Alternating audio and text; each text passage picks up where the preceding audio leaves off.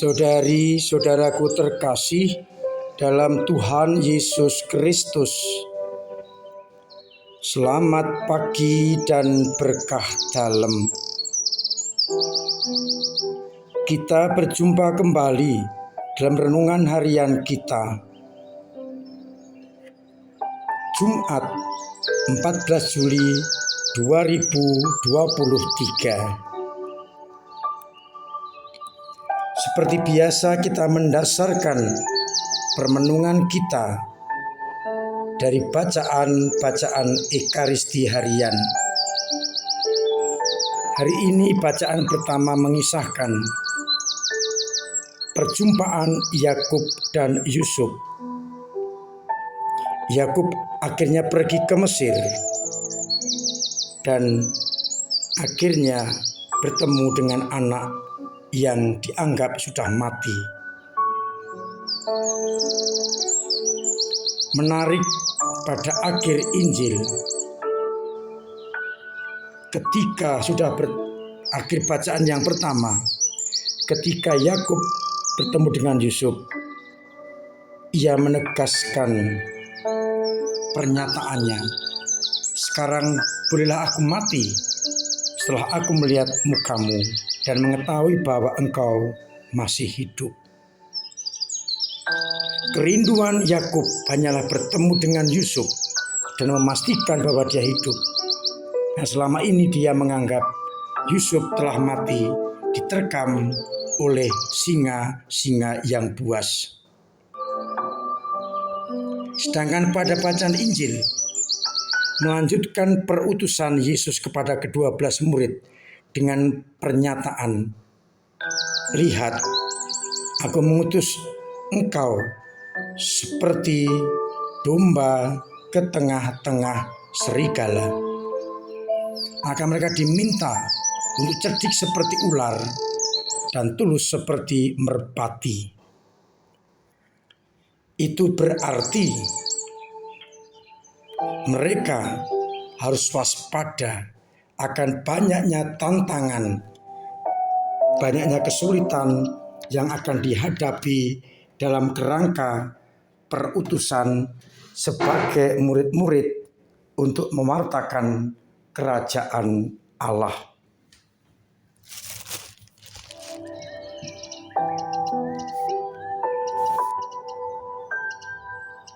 Yesus juga memberikan penegasan, kekuatan agar mereka tidak takut kepada siapapun juga, karena yang akan membela adalah Roh Bapa yang berbicara untuk murid-murid Tuhan Yesus Kristus.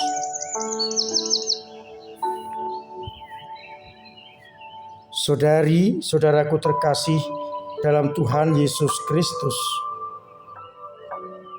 beberapa hal bisa kita petik sebagai bahan permenungan hari ini.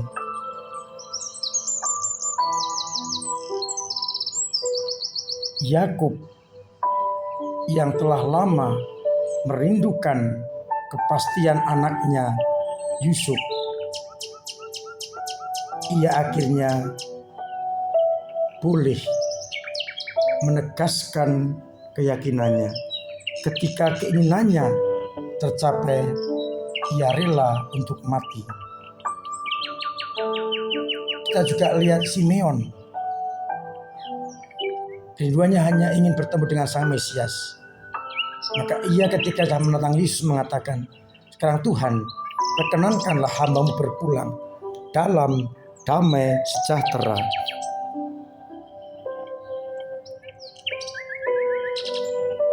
Kita ingin belajar dari mereka. Kerinduan kita hanya satu, berjumpa dengan Sang Penyelamat dan ambil bagian dalam karya perutusannya.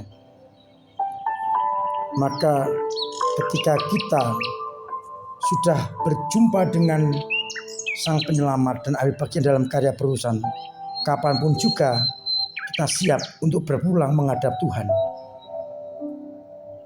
Karena dengan cara itulah kita akan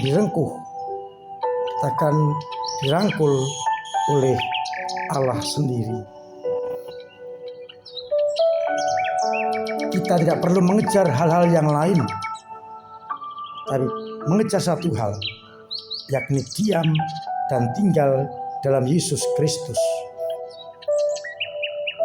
Dan bila kita sudah seperti itu, kapanpun Tuhan memanggil, kita akan siap untuk menerima panggilan itu.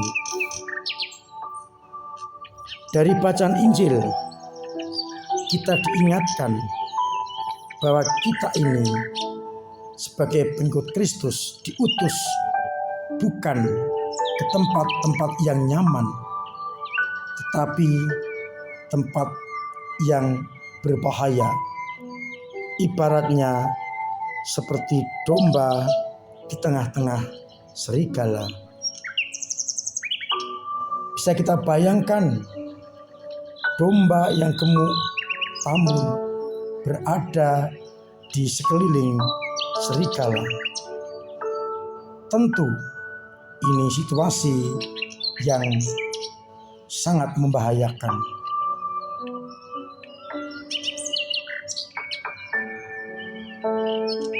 Kita boleh mewartakan Injil kabar sukacita, dan hasilnya diharapkan serigala-serigala itu akan berhati domba, dan bukan sebaliknya, kita domba-domba berhati serigala. Maka kita diajak cerdik seperti ular, tapi tulus seperti merpati. Dengan tindakan-tindakan kita, karya-karya kita, diharapkan serigala-serigala itu hatinya berubah menjadi hati seekor domba yang tidak ganas, tapi lemah lembut dan penuh dengan cinta kasih. Tetapi ingat, wujud serigala ini macam-macam. Kita akan diserahkan kepada majelis agama, dikirim kepada penguasa raja-raja,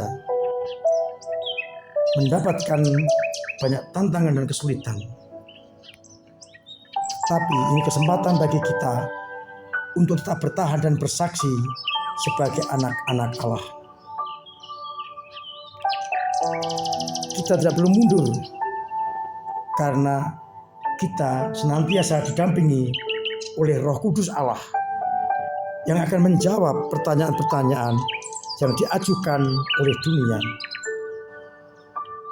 Maka kata Yesus, janganlah khawatir apa yang akan kamu katakan, karena Roh Bapamu lah yang akan berbicara di dalam diri kalian. Itu berarti kepada kita sudah diberikan backing atau kekuatan untuk melawan kejahatan, sehingga kita tidak akan mundur dalam menghadapi lawan-lawan kita. Dengan kata lain, saya mau mengatakan, sebagai murid-murid Kristus harus meninggalkan zona nyaman dan siap menerima berbagai macam tantangan dari dunia. Namun kalau kita setia, maka kita akan mendapatkan kasih karunia Allah, dan Roh Allah akan menyertai kita. Semoga dengan sabda Tuhan hari ini kita disadarkan akan tugas dan panggilan kita sebagai anak-anak Allah. Tuhan memberkati kita sekalian. Amin. Marilah kita berdoa. Bapa yang penuh kasih, kami bersyukur kami telah Kau ingatkan menjadi murid-murid-Mu penuh dengan konsekuensi. Namun kami juga Kau sadarkan Engkau senantiasa menyertai kami lewat Roh Kudus yang Kau berikan kepada kami. Semoga kami mampu untuk meninggalkan zona nyaman ini dan terus mewartakan kerajaan-Mu, agar akhirnya banyak orang mengenal Engkau, bertobat, dan diselamatkan. Semoga perjuangan kami semakin menambah luasnya kerajaan-Mu, sehingga dalam situasi apapun kami tidak mundur menghadapi tantangan-tantangan itu. Oleh karena itu, kuatkan kami, dorong kami, bimbing kami, agar kami tidak mundur menghadapi tantangan-tantangan itu, namun terus maju mewartakan kerajaan-Mu. Kuatkan iman umat-Mu yang lemah, yang jatuh bangunkanlah, yang lemas doronglah, agar tetap berani bertahan dalam iman, dalam keadaan apapun juga. Semoga umat-Mu yang sakit Engkau sembuhkan, yang punya beban Engkau ringankan, yang punya persoalan Engkau urai, dan kesulitan ekonomi Engkau bantu lewat sesamanya, agar akhirnya biarlah mereka semakin setia untuk bertahan dalam iman itu. Maka sertai kami dengan berkat-Mu, Bapa dan Putra dan Roh Kudus. Amin. Saudara-saudaraku terkasih, sebentar lagi akan ada edaran penggunaan masker di sekitar gereja dan ibadat kita.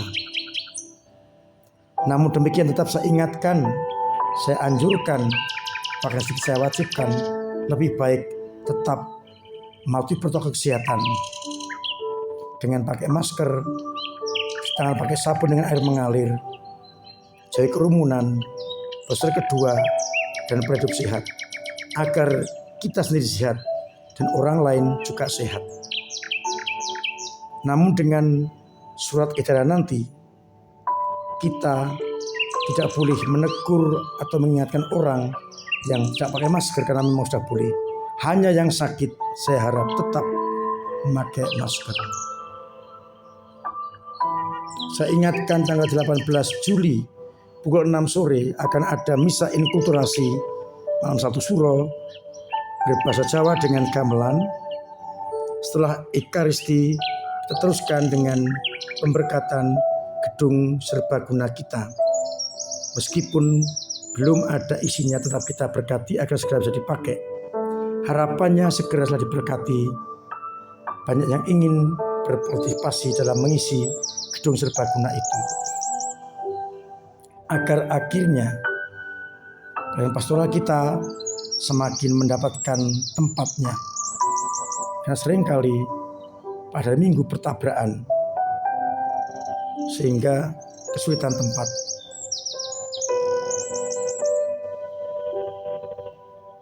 Semoga dengan ini kita semakin mampu berkontribusi dengan cara kita masing-masing. Doa, tenaga, dan dana. Akhirnya saya mengucapkan selamat pagi, sampai merenungkan. Salam sehat, Tuhan memberkati.